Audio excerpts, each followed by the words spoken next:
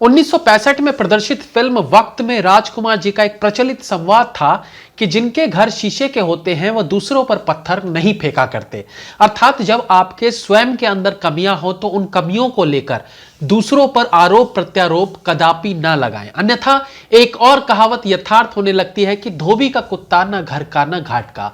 ऐसा ही कुछ देखने को मिला आज तक न्यूज चैनल के एक शो में, जहां शीशे के घर में रहने वाले कन्हैया कुमार ने पत्थर के घर में रह रहे संबित पात्रा पर पत्थर फेंक डाला और बदले में जब संबित पात्रा ने वही पत्थर कन्हैया के शीशे के घर की ओर फेंका तो कन्हैया लाल का घर ध्वस्त हो गया और वो न घर के रहे न घाट के। तो हुआ ये था कि इस शो में कुछ आरोप प्रत्यारोप का दौर चला तो कन्हैया कुमार अपने पजामे से बाहर निकलते हुए संबित पात्रा को ये बोल गए कि आपको किस कारण से आईटीडीसी यानी इंडियन टूरिज्म डेवलपमेंट कॉर्पोरेशन का चेयरमैन बना दिया गया, किस क्वालिफिकेशन के चलते ये पदवी आपको दी गई।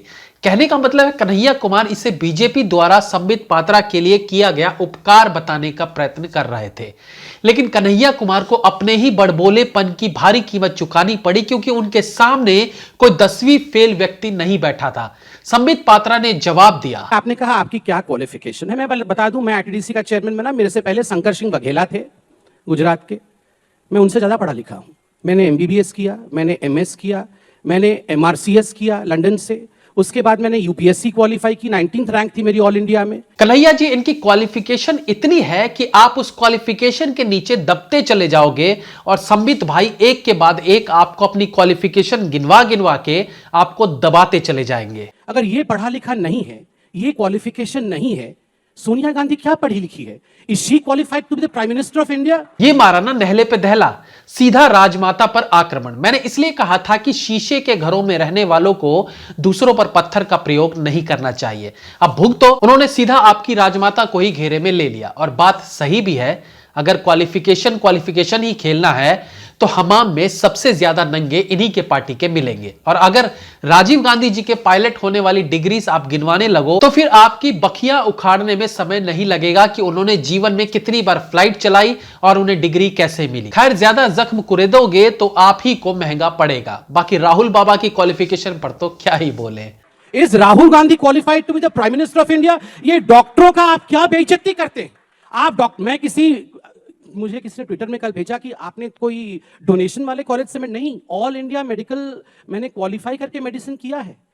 20-20, 100 लोग क्वालिफाई करते हैं। यूपीएससी का मैं 2000 बैच का 19th रैंक होल्डर हूं। उस समय यूपीए की सरकार थी, कोई बीजेपी ने मुझे नहीं घुसा दिया था यूपीएससी में। अच्छा, ये ठीक किया, ये पहले ही क्लियर कर दिया, वरना कन्हैया कुमार सोच ही रहे होंगे कि बीजेपी सरकार ने ही इनको यूपीएससी क्लियर करवा दिया होगा। नहीं, सच में कन्हैया कुमार कुछ भी सोच सकते हैं। जो लोग 50-50 साल तक थीसिस करते हैं, हमारे पैसे पे पलते हैं, वो यूपीएससी वालों को पूछेंगे कि तुम्हारी क्वालिफिकेशन क्या है। ये रखा सबसे दुखती नस पे हाथ। बताओ, 36 साल तक टैक्स पेयर के पैसों पर पलते पलते पढ़ाई कर रहा है, आंदोलन कर रहा है, नेतागिरी कर रहा है। जिन टैक्स पेयर के पैसों से पल रहे हैं उन्हीं की देशभक्ति पर सवाल उठा रहे हैं, देश के सैनिकों को बलात्कारी बता रहे हैं, भारत के टुकड़े करने पर तुले हैं। ऐसे सपोलों को हम पालते आ रहे हैं और पढ़ाई के नाम पर कन्हैया यूं तो पीएचडी करके बैठा हुआ है, लेकिन काहे में, जिसका देश समाज पॉलिटिक्स किसी से कुछ लेना देना ही नहीं है। बस नाम में पीएचडी लगवाना था तो चला लल्लन हीरो बनने।